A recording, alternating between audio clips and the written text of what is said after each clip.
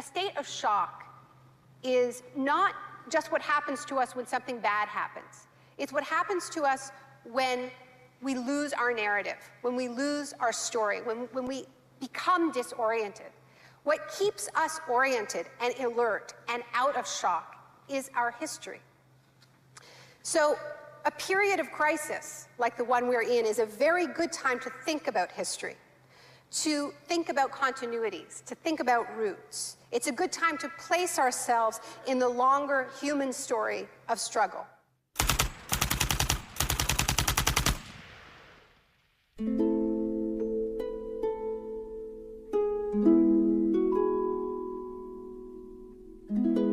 L'histoire a commencé le 1er juin 1951, le jour où des membres des services de renseignement occidentaux rencontrèrent en grand secret des universitaires à l'hôtel Ritz-Carlton de Montréal.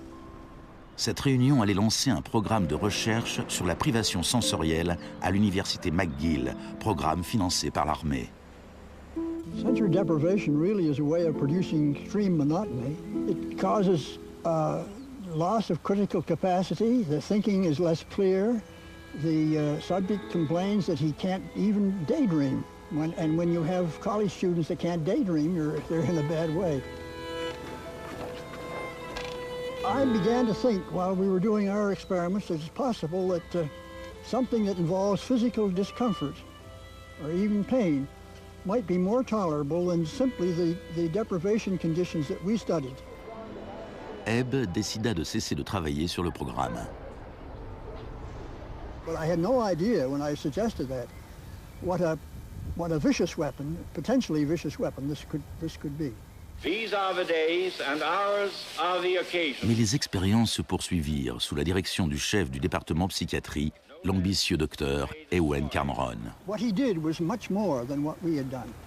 We did our work strictly with the understanding that the subject could get up and walk out at any point he wished to, and some of them did. Les patients de Cameron n'eurent pas cette chance. L'Institut Allan, qui abritait les services de Cameron, devint une prison macabre, où le psychiatre se livrait à d'étranges expériences sur ses patients. Cameron voulait déstructurer ou nettoyer l'esprit de ses patients, de façon à pouvoir les reconstruire à partir de zéro. Janine Huard était une jeune mère de 4 enfants et elle souffrait de dépression post-natale. I used to shiver when they told me about you're going to get a shock treatment tomorrow.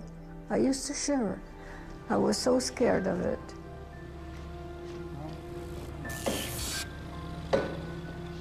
And I would wake up in another room, all mixed up and sad, and it used to make me very sad after.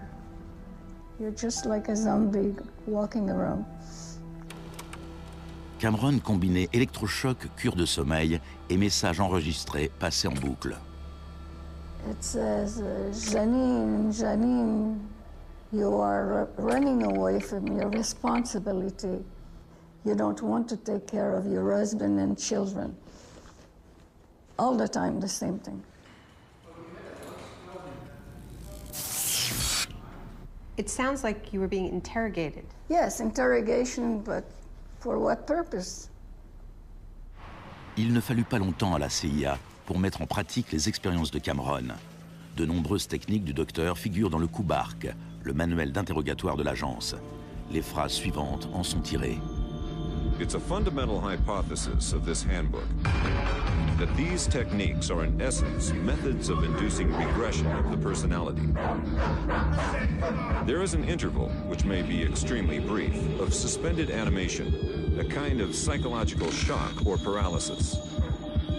Experienced interrogators recognize this effect when it appears and know that at this moment the source is far more open to suggestion, far likelier to comply than he was just before he experienced the shock.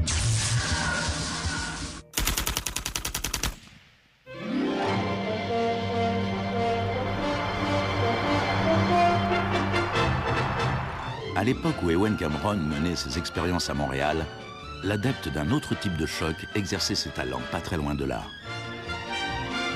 Milton Friedman enseignait l'économie à l'université de Chicago. Il croyait qu'une thérapie de choc appliquée à l'économie pousserait la société à accepter une forme plus dérégulée du capitalisme.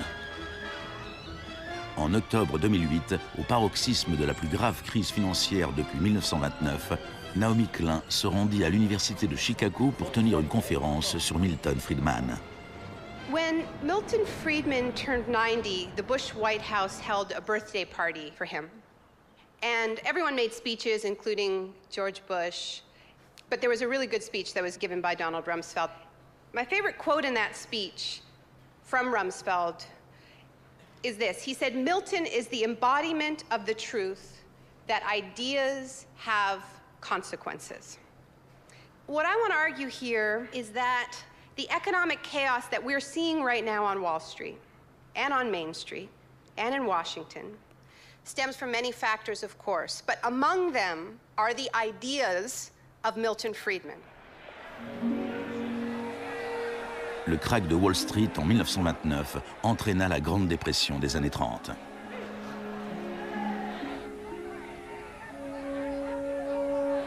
Au cœur de la thèse de Friedman, il y a son opposition au New Deal que le président Franklin Roosevelt décrivit dans son discours d'investiture. Our greatest primary task is to put people to work. This is no unsolvable problem if we face it wisely and courageously. Let me assert my firm belief that the only thing we have to fear is fear itself. Influencé par les idées de John Keynes, Roosevelt lança un vaste programme d'emploi dans les services publics afin de résorber le chômage. Today, depression is a fading memory. Millions of men and women have found employment, and with it, confidence and hope. Ce ne fut pas si simple. La dépression dura jusqu'à la Seconde Guerre mondiale, mais après la guerre, le plan Marshall répandit en Europe le modèle keynésien de régulation et d'intervention de l'État.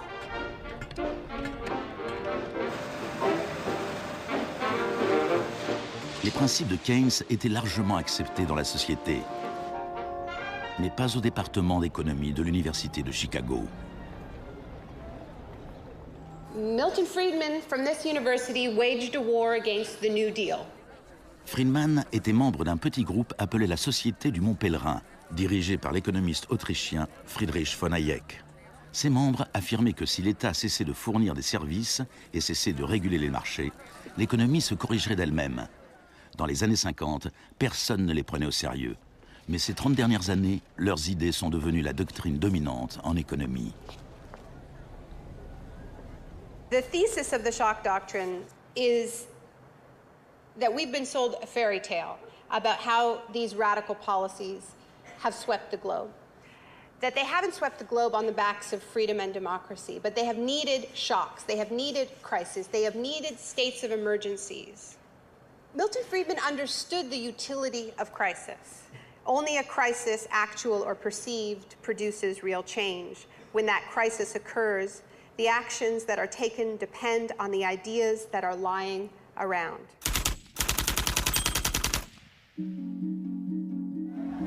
C'est au Chili que les disciples de Friedman apprirent pour la première fois à exploiter un choc ou une crise de grande ampleur. Usually, the official storytellers of neoliberalism, the official publicists, don't even mention Chile. They start the story with Thatcher and Reagan because it's much more flattering that way. Dans les années 50 et 60, les politiques progressistes de développement mises en œuvre au Chili étaient un exemple pour tous leurs voisins.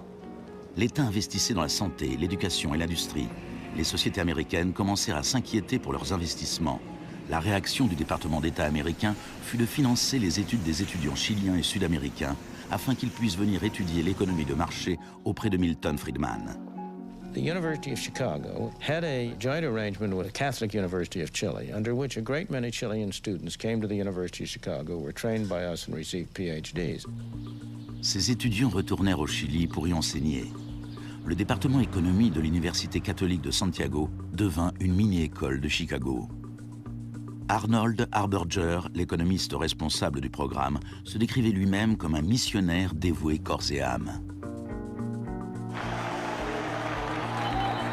En 1970, le gouvernement d'unité populaire de Salvador Allende remporta les élections en présentant un programme de nationalisation de larges secteurs de l'économie.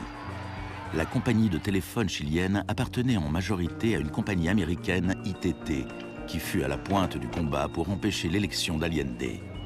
ITT avait le soutien de Richard Nixon à la Maison-Blanche.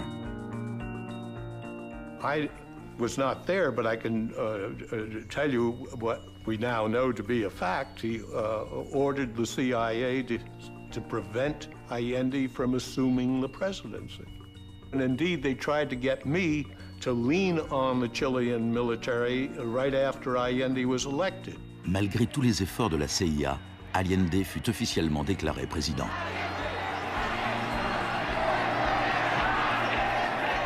Richard Nixon donna l'ordre au directeur de la CIA de faire hurler l'économie.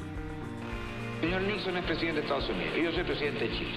Yo no tendré un término despectivo contra el señor Nixon mientras el señor Nixon respete al presidente de Chile. On lança les préparatifs d'un coup d'État militaire. Les Chicago Boys chiliens élaborèrent un programme économique de 500 pages, la BRIC. Grâce à des fonds américains, on fit tout pour déstabiliser l'économie. Les chauffeurs routiers firent grève, paralysant l'ensemble des usines et des magasins. Il y eut une première tentative de coup d'État le 29 juin 1973. Et puis, le 11 septembre, l'armée commandée par le général Pinochet prit d'assaut le palais présidentiel.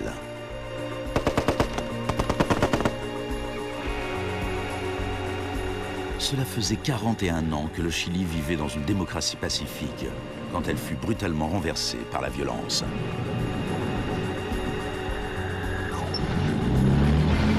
Pinochet et ses partisans décrivirent ce putsch comme une guerre. Il en avait en effet tous les aspects. Ce fut le précurseur chilien de l'opération Choc et Terreur.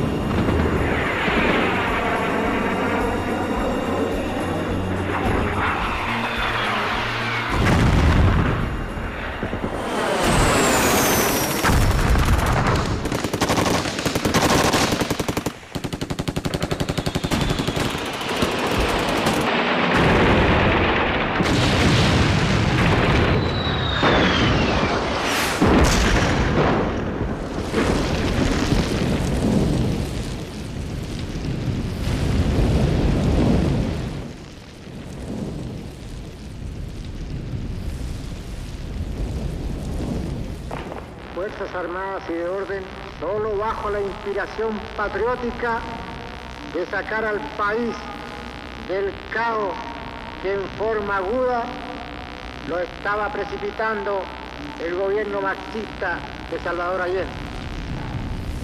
Les Chicago Boys remirent leur programme économique, la BRIC, à Pinochet.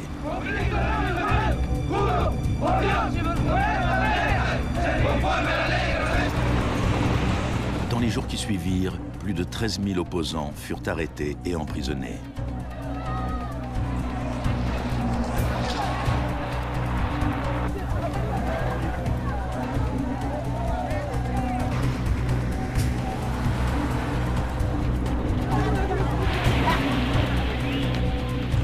Des milliers de prisonniers furent enfermés dans le stade national.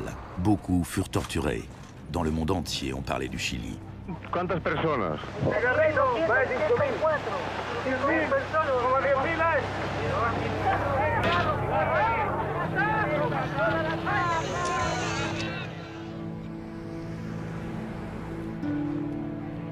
Début novembre, 5000 prisonniers furent relâchés. Les 900 hommes qu'ils laissaient derrière eux furent transférés dans d'autres centres de détention.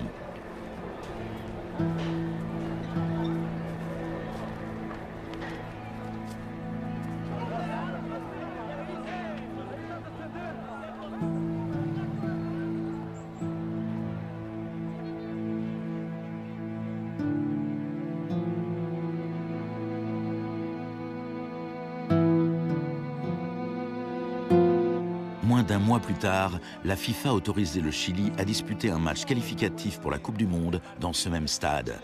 Leur adversaire, l'Union soviétique, refusa d'y jouer. Le Chili fut autorisé à marquer dans un but vide et put ainsi disputer la Coupe du Monde 1974.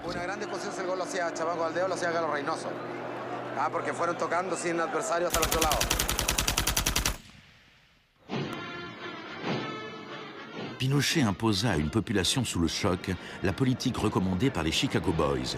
Fin du contrôle des prix, privatisation des entreprises publiques, suppression des taxes à l'importation et coupe dans les dépenses publiques. Plus tard, Friedman reconnut ouvertement l'importance de l'expérience chilienne.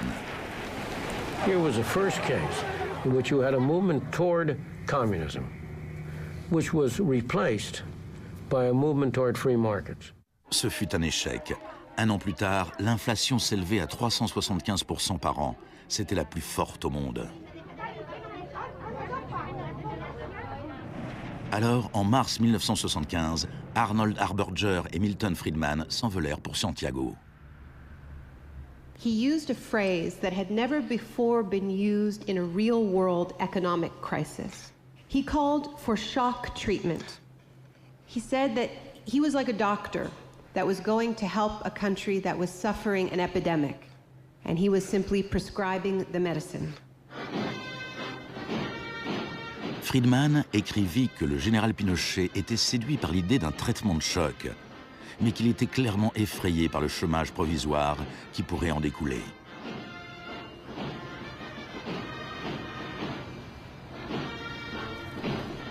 Il devint rapidement évident que la politique économique de Friedman bénéficiait aux riches au détriment des pauvres. On a calculé qu'une famille qui essayait de survivre avec un salaire moyen devait consacrer 74% de ses revenus à l'achat du pain. Les tickets de bus ou le lait étaient devenus un luxe. Pinochet supprima la distribution gratuite de lait à l'école, une mesure qui fit écho à la politique controversée d'une jeune ministre de l'Éducation en Grande-Bretagne, qui devint plus tard son amie.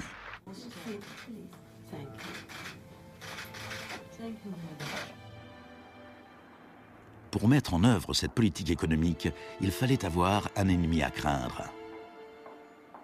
Tampoco creo que se haya triunfado totalmente sobre el marxismo. El marxismo es como un fantasma. Cuesta mucho tomarlo. Mejor dicho, no se puede tomar.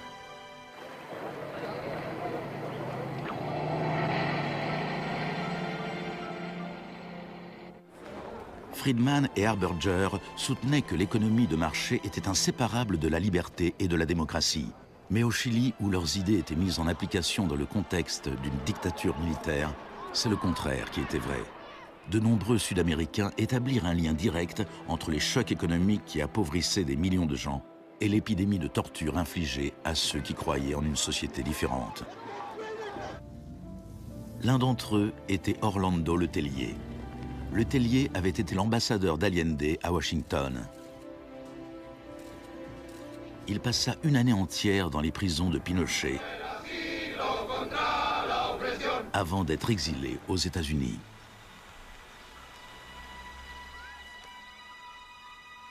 Voici ce qu'écrivait Letelier en 1976. Ce plan économique a dû être imposé par la force et dans le contexte chilien, cela ne pouvait être obtenu que par l'assassinat de milliers de personnes, l'établissement de camps de concentration dans tout le pays et la détention de plus de 100 000 personnes en 3 ans.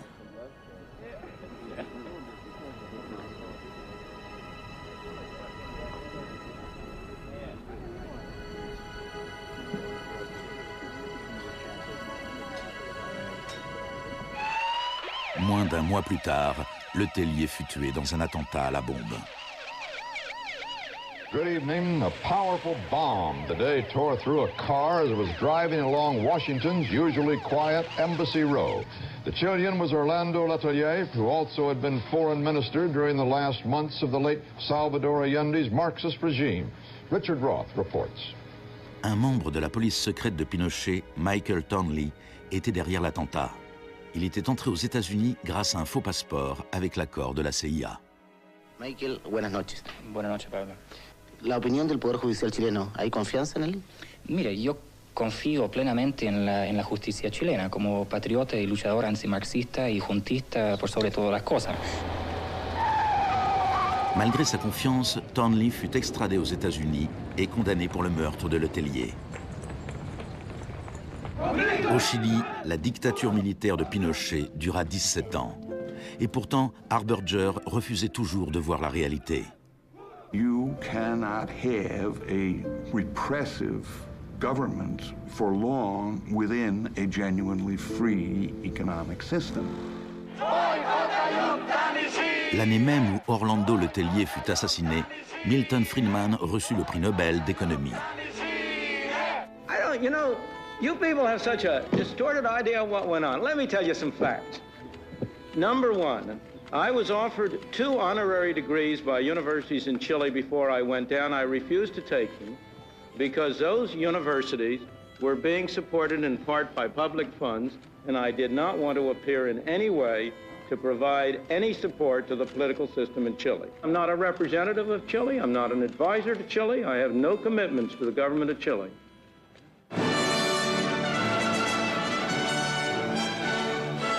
I now turn to you, Professor Milton Friedman.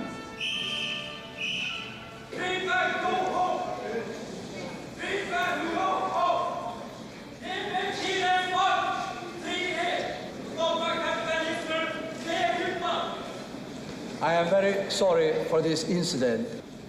It could have been worse.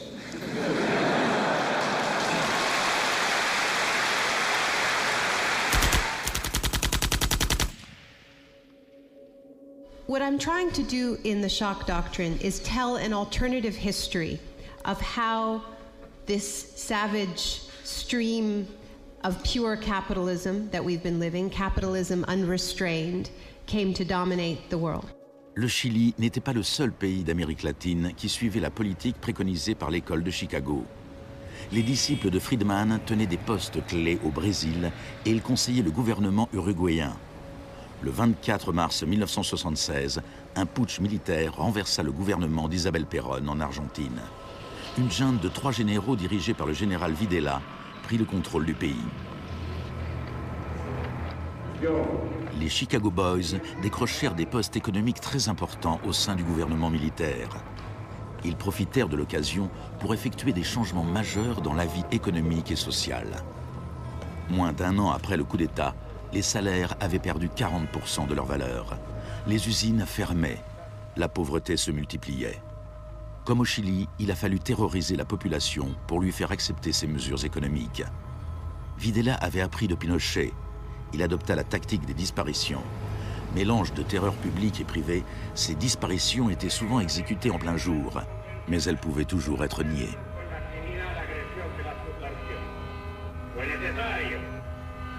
Cumplimiento de la misión que la nación le tiene asignada, articular la defensa de la sociedad argentina.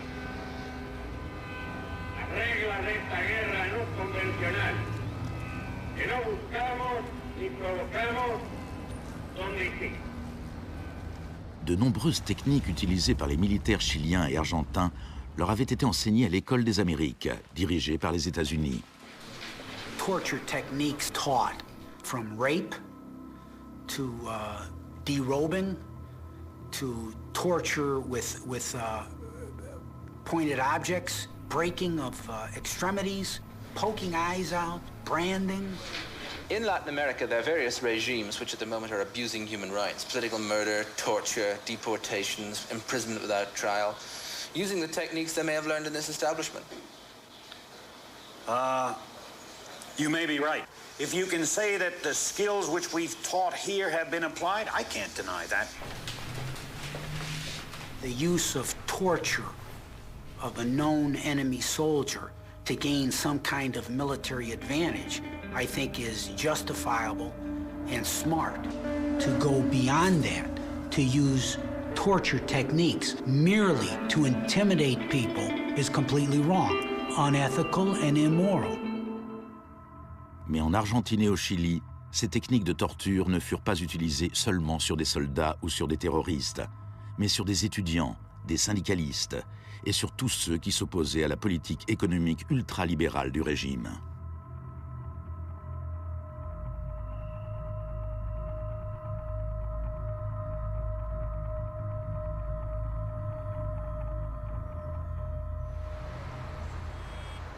En 1978, la junte accueillit la Coupe du Monde en Argentine. La finale se joua dans un stade situé à 1 kilomètre à peine du plus grand centre de détention du pays, où des milliers de prisonniers étaient torturés. Decir que con los goles, con el grito de gol, se tapaba la voz de los secuestrados, los gritos de los secuestrados era una realidad.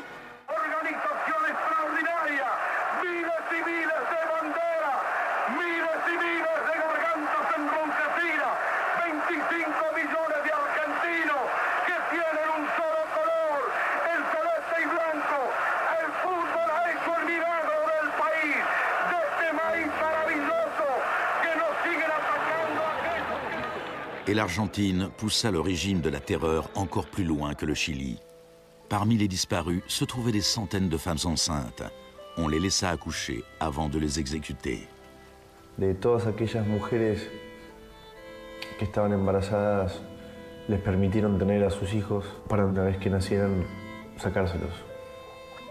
Y eso sucedió con 500. Yo soy uno de esos 500. Ces enfants, qui pour beaucoup d'entre eux furent élevés par des familles liées à l'armée, rappelaient clairement le projet de la junte qui visait à reconstruire la société tout entière.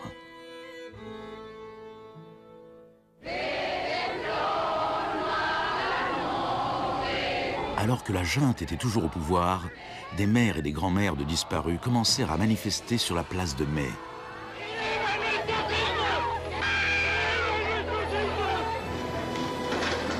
Elles se firent détectives et se lancèrent à la recherche des enfants disparus. Après l'effondrement de la junte, certains enfants furent retrouvés et rendus à leur famille. Parfois, on trouvait leurs restes. La plupart du temps, on ne retrouvait rien.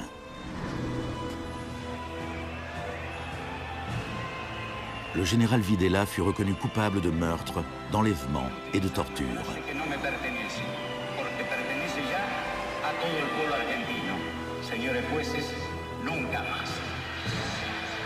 Il fut condamné à la prison à perpétuité.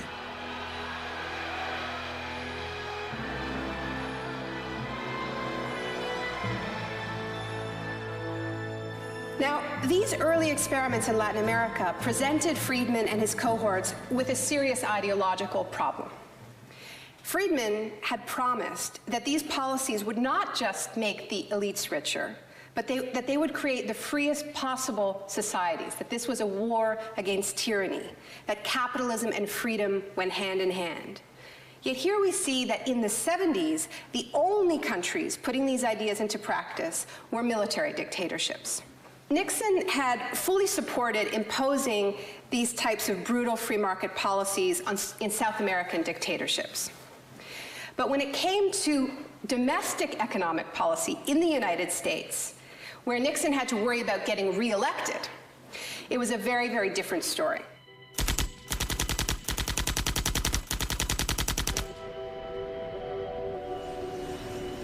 Friedman entretenait d'excellentes relations avec Nixon. Plusieurs de ses collègues et disciples de l'école de Chicago avaient été recrutés pour travailler au sein du gouvernement. Donald Rumsfeld était l'un d'entre eux.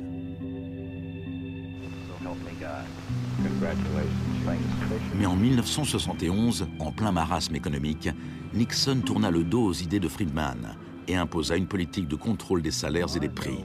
Rumsfeld fut chargé de l'appliquer. I have for long been opposed to the wage and price control. I believe it involves government intervention with the freedom of individuals. I think it's intolerable. Cette politique keynésienne fut un succès et Nixon fut réélu pour un second mandat à une écrasante majorité. C'était un camouflet pour Friedman. Puis, en 1979, Margaret Thatcher fut élue Premier ministre du Royaume-Uni. Son gourou intellectuel était l'ancien mentor de Milton Friedman, Friedrich von Hayek. Et à peine un an plus tard, Ronald Reagan était élu président des États-Unis.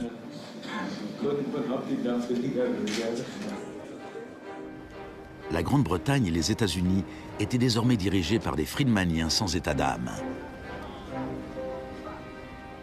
Margaret Thatcher's program when she came in had 4 planks. Cut government spending, cut tax rates, reduce government ownership and operation of industries or regulation of industry, and have a moderate and stable monetary policy to bring down inflation. Après ses 3 premières années au gouvernement, le chômage avait doublé dans certains secteurs de l'économie, déclenchant des vagues de grève. La cote de popularité de Thatcher avait chuté de 25%. Des émeutes éclatèrent dans les grandes villes du royaume. Même les admirateurs de Thatcher se posaient des questions. The economic performance of the Thatcher government has been mixed.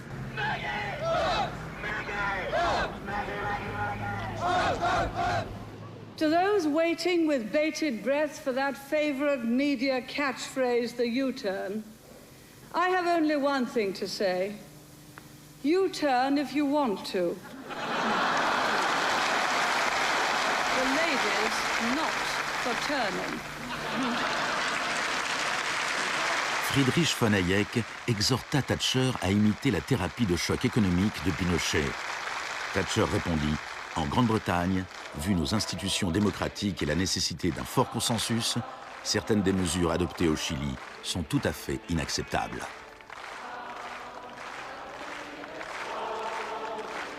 Thatcher's profound unpopularity seemed to be proving once again that free market fundamentalism was simply too unpopular, too directly harmful to too many people to survive in a democratic state where governing requires getting the consent of the governed, unlike a military dictatorship.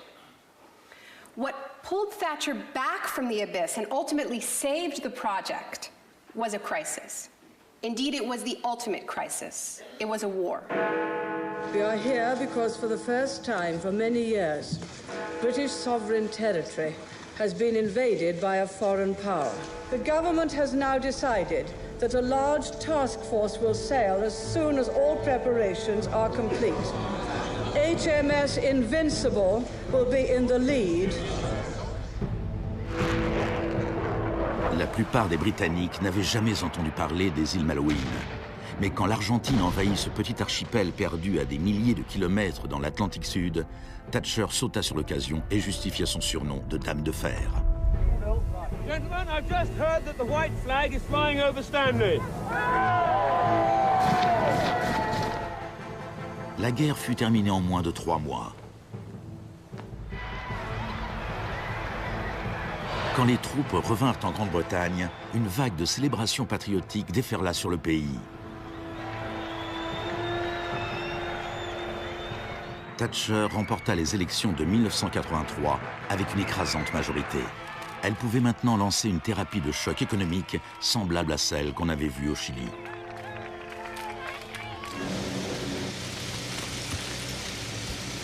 L'Union nationale des mineurs était alors le plus puissant syndicat britannique. Quand l'Office national du charbon décida de fermer les puits, les mineurs ripostèrent par la grève. Parts of central London are brought to a halt as thousands of miners and sympathizers march through the city in support of the miners' strike. It's Britain's longest and most bitter since 1926, and the most expensive ever. La grève dura presque 1 an. Thatcher utilisa tous les moyens à sa disposition pour en finir avec le syndicat.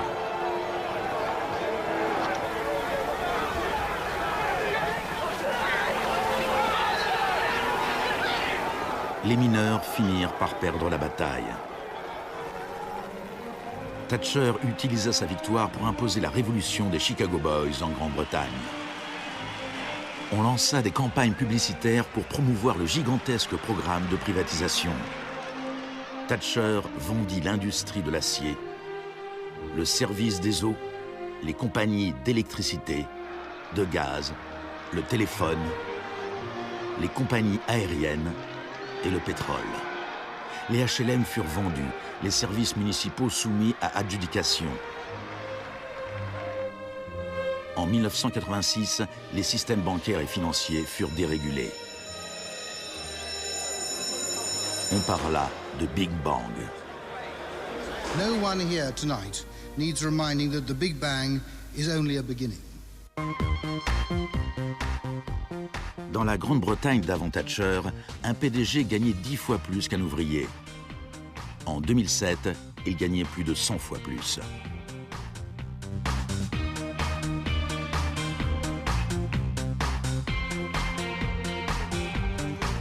Aux États-Unis avant Reagan, un PDG gagnait 43 fois plus qu'un salarié moyen. En 2005, il gagnait plus de 400 fois plus que ce même salarié.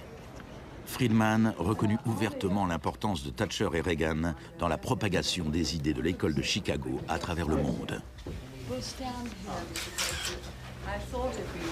The coincidence of Thatcher and Reagan having been in office at the same time was enormously important for the public acceptance worldwide of a different approach to economic and monetary policy.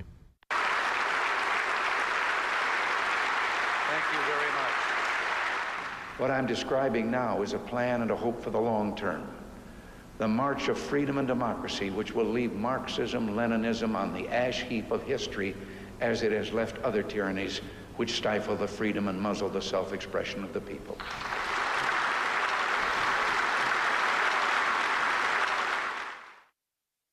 Now, we all know the fairy tale about the fall of communism, that the West under Reagan and Thatcher looked so prosperous to the people of the former communist bloc that they themselves demanded radical free market policies.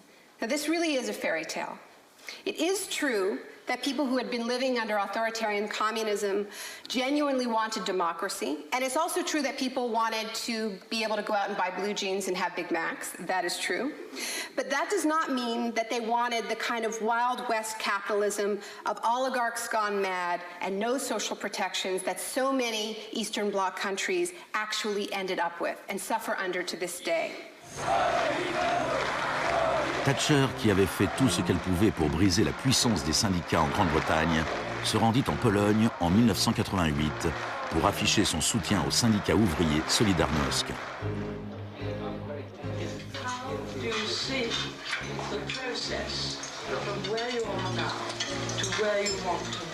En Pologne, les grèves amenèrent Solidarność à participer aux élections générales de juin 1989. Une vague de manifestations s'ensuivit à travers toute l'Europe de l'Est.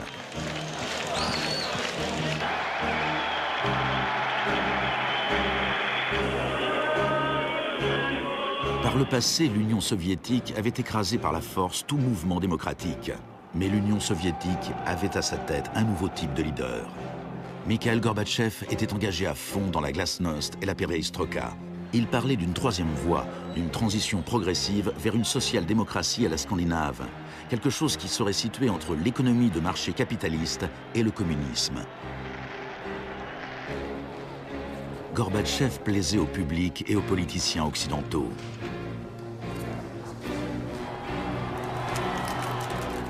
He's a bold, a determined and courageous leader. Gorbatchev regarda sans broncher les vieux régimes communistes s'effondrer les uns après les autres.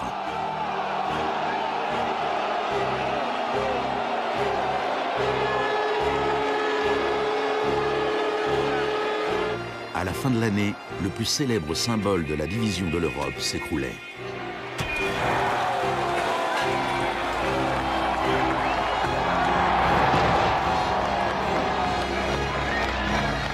Pour Friedman et les Chicago Boys, c'est un nouveau monde qui s'ouvrait. En Union soviétique, Gorbatchev espérait pouvoir réformer l'économie en douceur. En 1991, il fut invité à la réunion du G7 à Londres. Il en attendait un soutien financier pour ses lentes réformes économiques. Mais on lui répondit qu'à moins de se lancer dans une thérapie de choc radical, il ne recevrait aucune aide.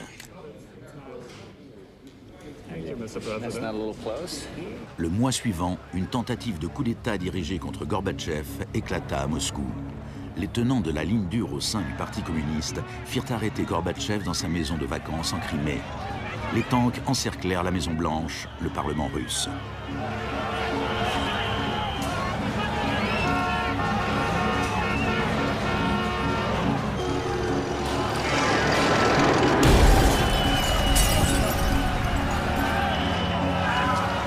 chaos of street clashes,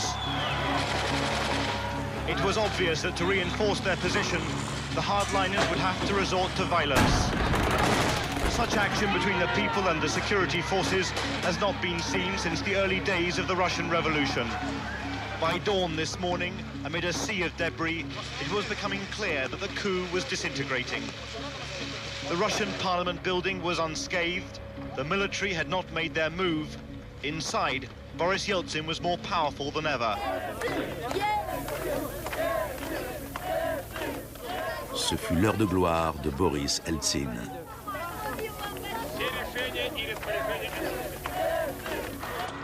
Gorbatchev fut libéré et revint à Moscou, mais son pouvoir était très affaibli. Я выражаю признательность за принципиальную позицию россиянам, президенту России Борису Николаевичу Ельцину. En décembre 1991, l'Union soviétique fut officiellement dissoute. Ce fut un choc immense pour le peuple russe. Eltsine avait désormais la haute main sur l'économie au sein de la Fédération russe. L'économie de marché fit son apparition dans le pays. Ce fut le chaos. L'adoption par la Russie des principes de l'école de Chicago marqua une nouvelle étape dans la croisade du marché libre. Il y avait encore tout le choc, mais aucune thérapie.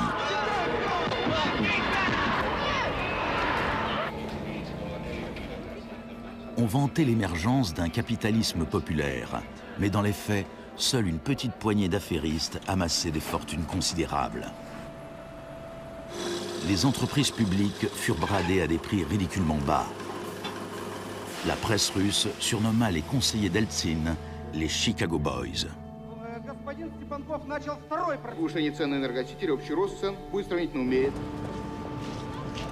La thérapie de choc appliquée par Eltsine fut telle qu'en 1992, la consommation moyenne avait chuté de 40% en un an. Un tiers des Russes vivaient sous le seuil de pauvreté et les salaires étaient versés avec des mois de retard. One expert today predicted 140 million Russians will soon be living below the poverty line.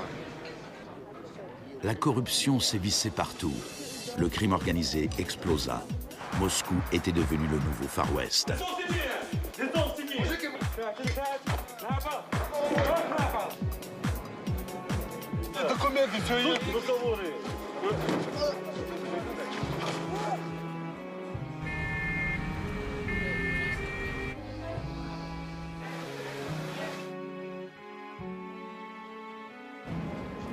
La majorité des Russes était contre les changements radicaux préconisés par les Chicago Boys.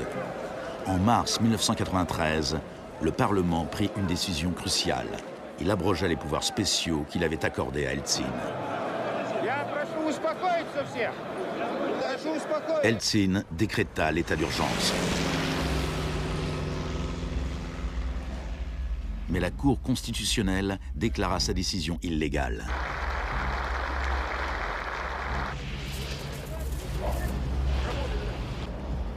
Le 21 septembre, Eltsine opta pour la solution Pinochet et fit dissoudre le Parlement. Сегодняшнего дня прерывается осуществление законодательной, распорядительной и контрольной функций съезда народных депутатов. L'Occident pesa de tout son poids du côté d'Eltsine. We feel that Boris Yeltsin is the best hope for democracy in Russia. 2 jours plus tard, le Parlement votait la destitution d'Eltsine par 636 voix contre 2. Des milliers de partisans des parlementaires s'assemblèrent devant la Maison-Blanche et marchèrent sur l'immeuble de la télévision.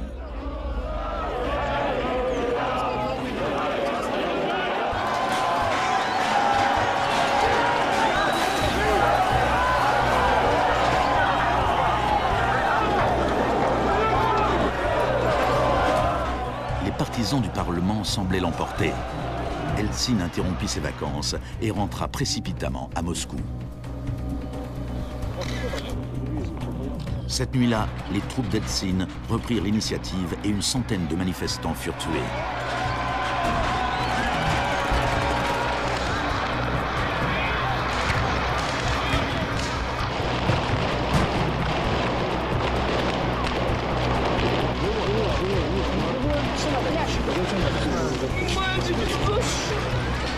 Le 4 octobre, Eltsine donna l'ordre à ses troupes d'attaquer la Maison-Blanche, faisant pilonner le bâtiment même qu'il avait défendu 2 ans plus tôt.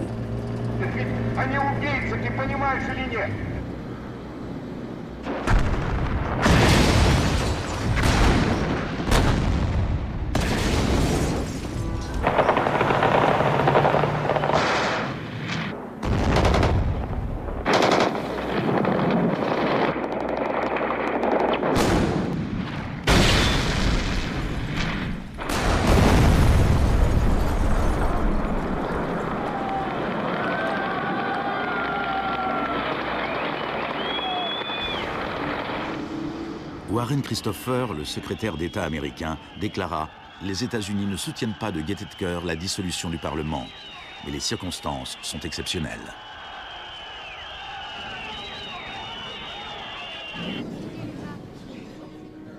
Eltsine avait désormais le pouvoir absolu et suivant les conseils de ses Chicago Boys, il développa un capitalisme des copains. On privatisa ce qui restait des entreprises industrielles d'État en créant au passage une nouvelle classe d'hommes d'affaires milliardaires, dotés d'une énorme influence politique, les oligarques. En 1998, 80% des fermes russes étaient en faillite et 70 000 usines d'État avaient fermé. En 8 ans, le nombre de Russes vivant dans la pauvreté avait augmenté de 72 millions. Et pendant ce temps, Moscou était devenue la ville où l'on trouvait le plus de milliardaires au monde.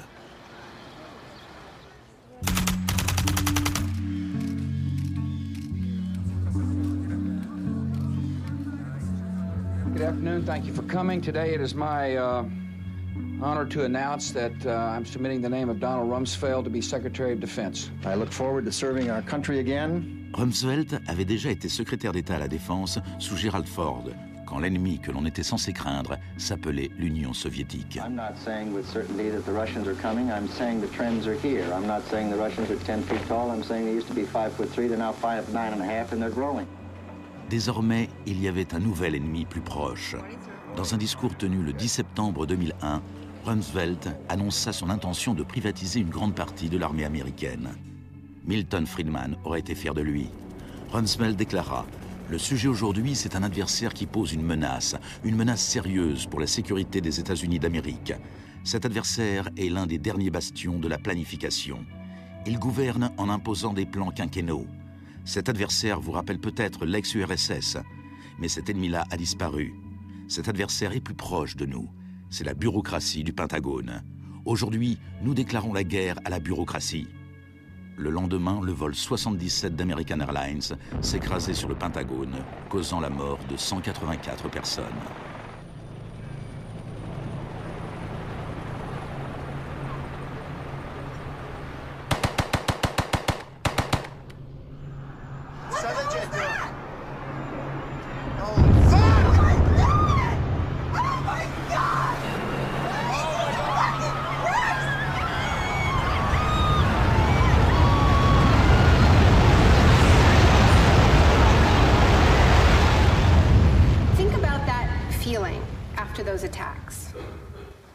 These people?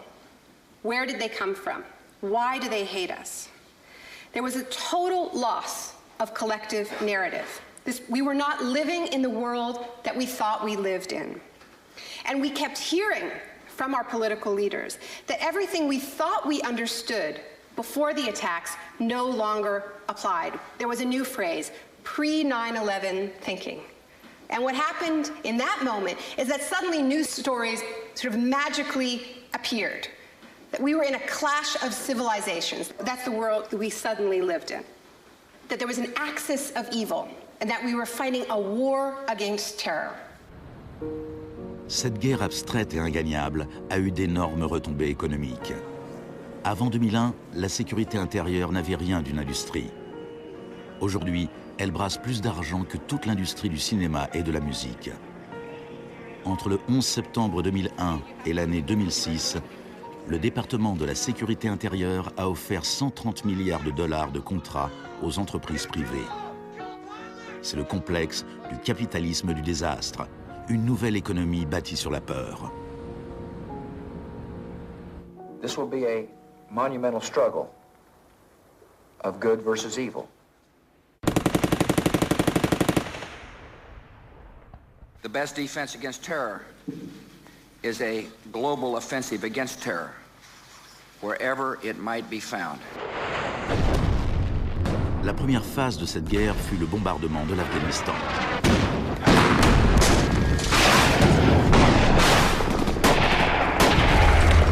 Le gouvernement des talibans fut rapidement renversé. La gestion de l'après-guerre fut plus compliquée. Our fight against terrorism began in Afghanistan, but it will not end there. We're primarily looking at detainees that we can use. We're collecting intelligence.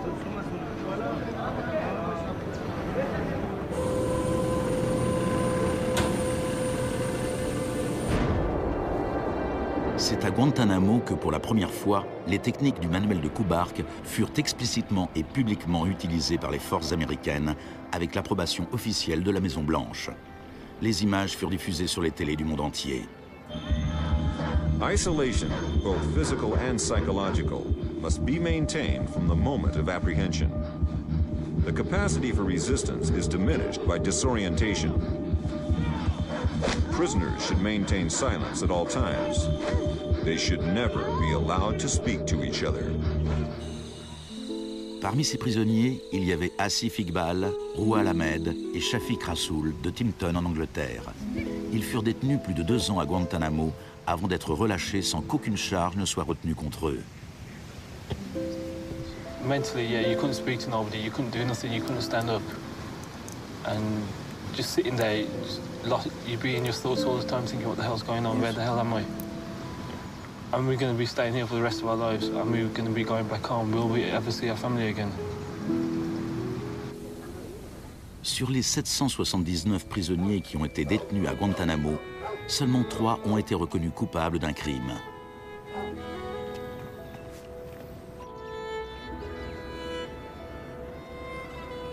Well, the only thing I know for certain is that these are bad people. It was a message to the whole world. And the message was clear. It was, this is what happens to you if you get in our way. The war on terror is not about one man, and it is not about one country. De nombreuses raisons furent avancées pour justifier l'invasion de l'Irak. Mais si les États-Unis avaient vraiment voulu attaquer un pays où se cachaient sans doute les chefs d'Al-Qaïda, un pays qui possédait l'arme nucléaire et qui vendait cette technologie nucléaire à d'autres pays, alors c'est le Pakistan qui aurait dû être visé. Le Pakistan entretenait des relations étroites avec les talibans et il était dirigé par un dictateur militaire. Mais George Bush choisit comme cible l'Irak, un pays qui possédait les 3e plus grandes réserves de pétrole au monde.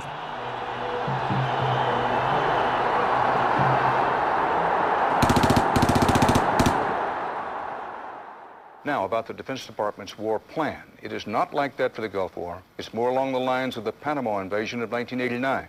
CBS News has been told it would start on what's called A-Day. A as in airstrikes. Airstrikes so devastating, they would leave Saddam's soldiers unable or unwilling to fight. The idea is to rain down the thunder so hard as to create, quote, shock and awe. If the Pentagon sticks to its current war plan, one day in March, the Air Force and Navy will launch between 300 and 400 cruise missiles at targets in Iraq. More than were launched during the entire 40 days of the first Gulf War. The sheer size of this has never been seen before, never been contemplated before. Harlan Ullman is one of the authors of the shock and awe concept, which relies on large numbers of precision-guided weapons. So that you have this simultaneous effect, rather like the nuclear weapons at Hiroshima, not taking days or weeks, but in minutes.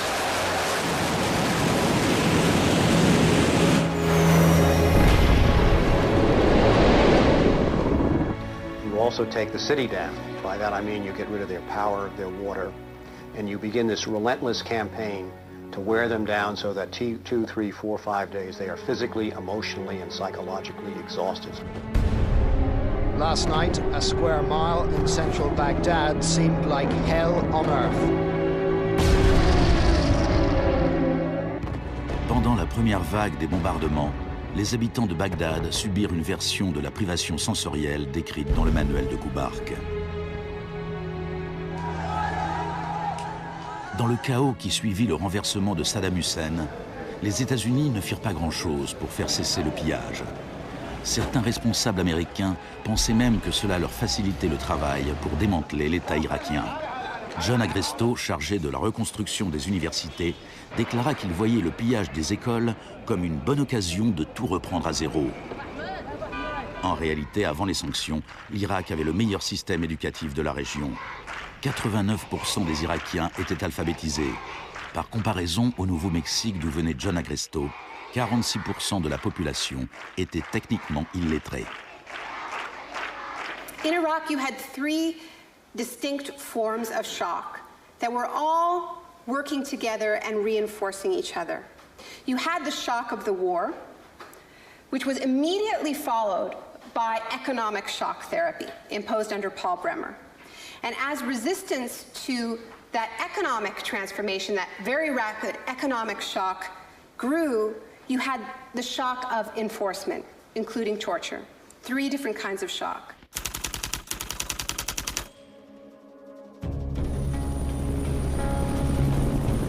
En mai 2003, Paul Bremer fut nommé administrateur américain en Irak. 2 semaines après son arrivée, il déclara le pays ouvert aux affaires. We consider that the coalition had very broad authorities to determine the direction of the Iraqi economy. Bremer ne connaissait pas grand-chose à l'Irak, mais il connaissait bien le capitalisme du désastre. Dès le début du boom de la sécurité intérieure, il s'était lancé comme expert conseil dans le domaine des mesures de crise. Today is a very important day in Baghdad. Bremer passa les 4 premiers mois à signer des décrets tout droit sortis de l'école de Chicago. Rumsfeld décrivit les nouvelles lois irakiennes en matière d'investissement et d'impôts comme les lois les plus avancées et les plus incitatives du monde libre. L'une des premières décisions de Bremer fut de licencier 500 000 fonctionnaires.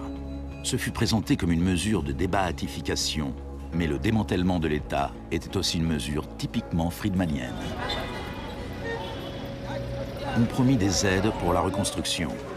Our investment in the future of Afghanistan and Iraq is the greatest commitment of its kind since the Marshall Plan. Mais dans la réalité, les choses furent tout à fait différentes. Le plan Marshall avait pour objectif de relancer l'industrie européenne, alors que l'argent de l'aide américaine en Irak est allé dans les poches des compagnies américaines. Quand du travail provenait jusqu'aux Irakiens, c'était tout au bout d'une chaîne de sous-traitants. Creative Associates reçut plus de 100 millions de dollars pour rédiger des programmes éducatifs et imprimer les nouveaux manuels scolaires. La société de conseil en management et technologie Bearing Point reçut 240 millions de dollars pour élaborer un modèle économique basé sur le marché applicable à l'Irak. La société RTI, basée en Caroline du Nord, toucha 466 millions de dollars pour ses conseils afin d'introduire la démocratie en Irak. Et Halliburton reçut 20 milliards de dollars pour ses frais, en plus de ses contrats irakiens. Parsons reçut 186 millions de dollars pour construire 142 cliniques. On en construisit seulement 6. La fourniture d'eau et d'électricité ne s'améliorera pratiquement pas, malgré les milliards dépensés pendant les 4 premières années. We're going to succeed here, and when we succeed here, we will have done something important, not just for 25 million Iraqis. We will have done something that serves Western interests in this whole region. Même la nouvelle monnaie irakienne était imprimée à l'étranger.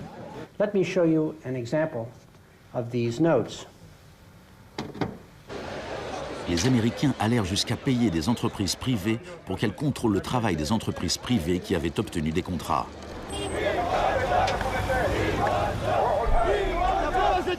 I was in Baghdad in 2004, and this is the period when bombs started to go off regularly in Baghdad. In fact, the night that I arrived, a bomb went off very near our hotel. But what was really striking to me in this period was that despite the violence and despite the chaos, the next day, Iraqis were out in the streets protesting. 19 killed and 100 injured in Najaf. And what they were demanding at this time was elections, the right to actually have a say in what the post-Saddam era would look like. Now, in the early days of the occupation, the protests were peaceful, but as time went on, and the protests didn't have an effect, more and more Iraqis joined the armed resistance.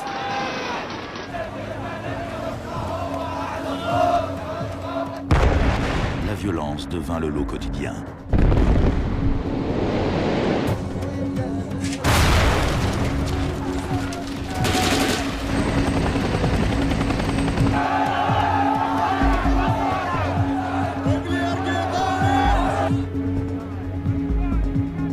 Comme en Amérique du Sud 30 ans auparavant, les corps étaient souvent jetés au bord des routes afin d'intimider les opposants. Voilà les disparus d'Irak.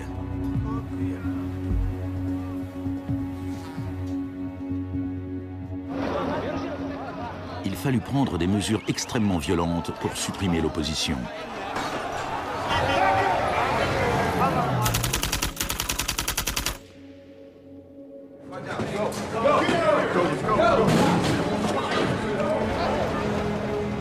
Pendant les 3 premières années et demie d'occupation, 61 500 Irakiens furent arrêtés. Au printemps 2007, 19 000 étaient encore emprisonnés. En prison, ils subirent des interrogatoires dont les techniques remontaient à celles que la CIA avait mises au point à la suite des expériences du docteur Cameron dans les années 50.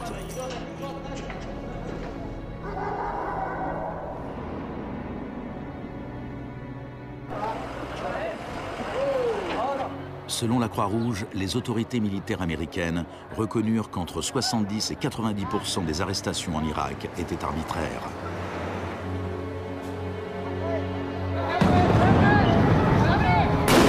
Le chaos irakien ressemble bien à un échec pour la thérapie de choc. Mais le capitalisme du désastre n'allait pas s'arrêter là pour autant. Le désastre lui-même présentait une bonne occasion de s'enrichir.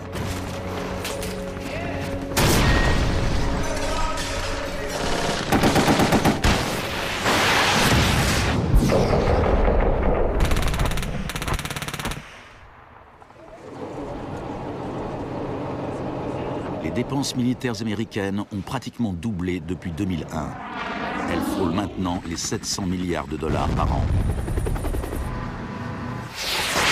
Déjà en 1961, le président Eisenhower, qui était pourtant tout sauf un homme de gauche, soulignait les dangers d'un appareil militaire trop puissant.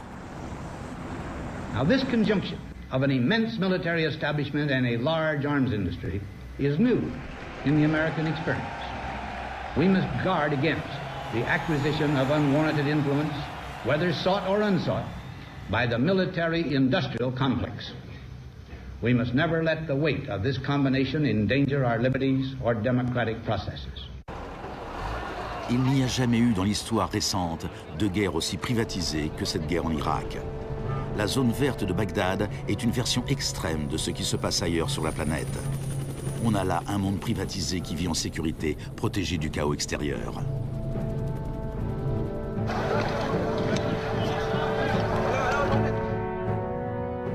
En 1991, pendant la première guerre du Golfe, pour 100 soldats réguliers, on trouvait un contractuel privé. En 2003, au début de la guerre en Irak, pour 100 soldats, on comptait 10 contractuels. En 2006, pour 100 soldats, il y avait 33 contractuels. Un an plus tard, pour 100 soldats, il y en avait 70. En juillet 2007, il y avait plus de contractuels en Irak que de soldats réguliers. On était bien au-delà de ce que Milton Friedman lui-même aurait osé rêver. The only things I would not denationalize are the armed forces, the courts, and some of your roads and highways. L'une des plus importantes sociétés de sécurité était la société américaine Blackwater. En avril 2004, pendant le soulèvement de Najaf, Blackwater prit le commandement des opérations, malgré la présence des Marines. Des dizaines d'Irakiens furent tués lors des combats. Les États-Unis avaient garanti aux mercenaires qu'aucune loi irakienne ne s'appliquerait contre eux. Ils opéraient donc en toute impunité, un peu comme à Guantanamo. I asked your Secretary of Defense a couple months ago what law governs their actions. Mr. I was going to ask him. Go ahead.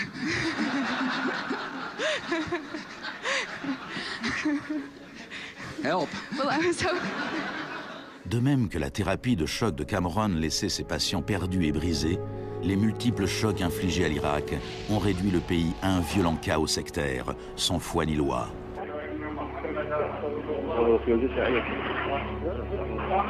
À l'époque de l'exécution de Saddam Hussein en 2006, 1 millier d'Irakiens étaient assassinés chaque semaine.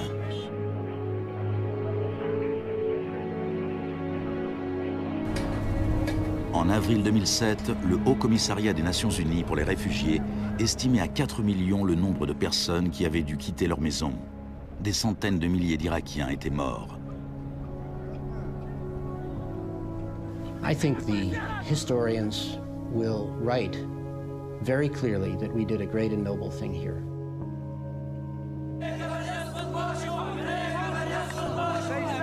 المسيرة بحد ذاتها هي ضد الإرهاب، ضد الإرهاب الأمريكي، لأن الأمريكان يقتلون النساء ويعتقلون النساء ويقتلون الأطفال ويهينون الشيوخ ويقتلون الشباب. أمريكا بحد ذاتها هي الإرهاب.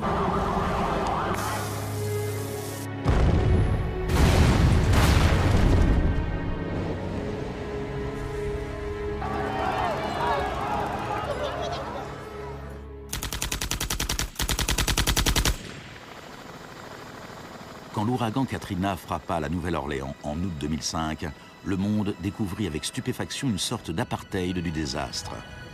Les habitants les plus fortunés quittèrent la ville, tandis que des dizaines de milliers de gens vulnérables restaient coincés sans recevoir quasiment aucun secours de l'État.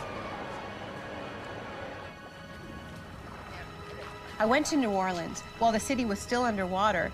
And what I saw was that what I had witnessed in Iraq was repeating, not in the aftermath of a war, but in the aftermath of a tremendous natural disaster. Milton Friedman died in 2006. His very last piece of public policy recommendation was an op-ed he wrote for the Wall Street Journal 3 months after Katrina. He said, most New Orleans schools are in ruins, as are the homes of children who have attended them. The children are now scattered all over the country. This is a tragedy. It is also an opportunity to radically reform the education system. He was advocating the wholesale privatization of the school system of this city. It was his sort of swan song.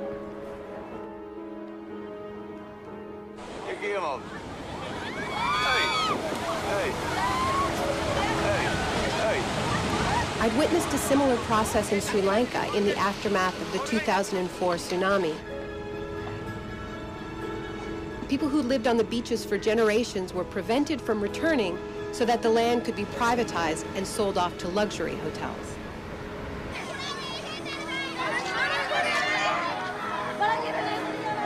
And this is exactly what I mean by the shock doctrine, the systematic raiding of the public sphere in the aftermath of a disaster. When people are too focused on the emergency, on their daily concerns, to protect their interests.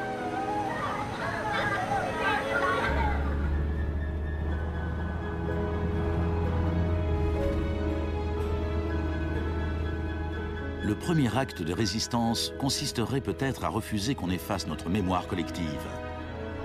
En 2008, Naomi Klein se rendit à la Villa Grimaldi avec Isabelle Morel, la veuve d'Orlando Letelier. La Villa Grimaldi est un témoignage de la barbarie du régime de Pinochet et de sa défaite finale. Villa Grimaldi fue el principal centro de tortura mientras se buscaba implementar la política de shock económico. Esta es la que tú señalas en el libro como las casas de uno por uno donde estaban los detenidos en Villa Grimaldi.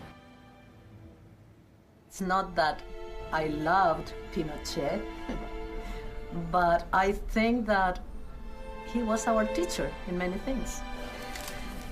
We learned about evil.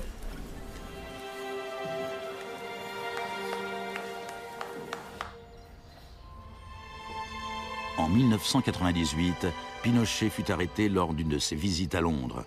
Sa vieille alliée Margaret Thatcher lui apporta son soutien.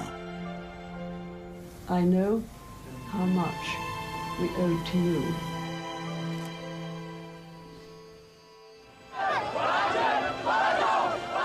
Il a fallu 30 ans pour que l'expérience économique inaugurée par Pinochet se ferait un chemin de l'autre côté du globe, jusqu'en Irak.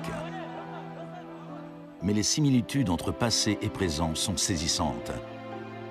Entre les camps de concentration de Pinochet et la prison de Guantanamo de Bush, entre les disparus du Chili et ceux d'Irak, entre les expériences d'Ewen Cameron et les tortures infligées aux prisonniers d'Abu Ghraib.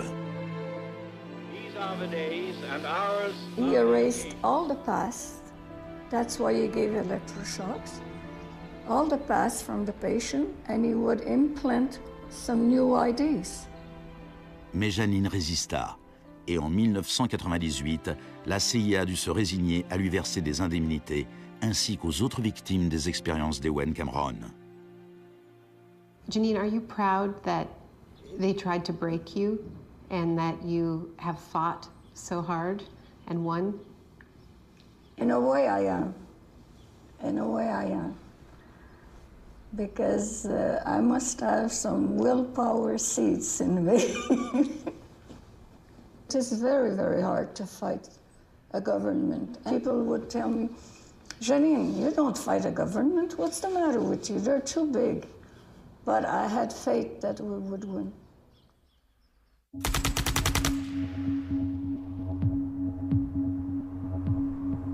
Par nature, les marchés dérégulés sont volatiles.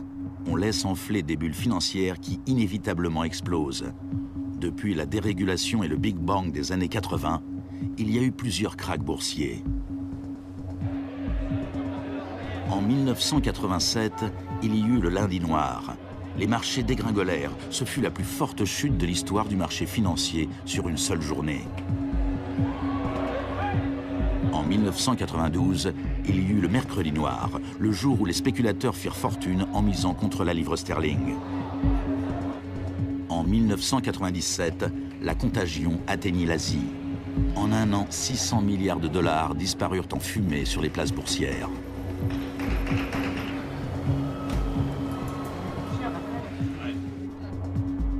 Et finalement, en septembre 2008, les marchés financiers implosèrent. The market is not functioning properly. There has been a widespread loss of confidence.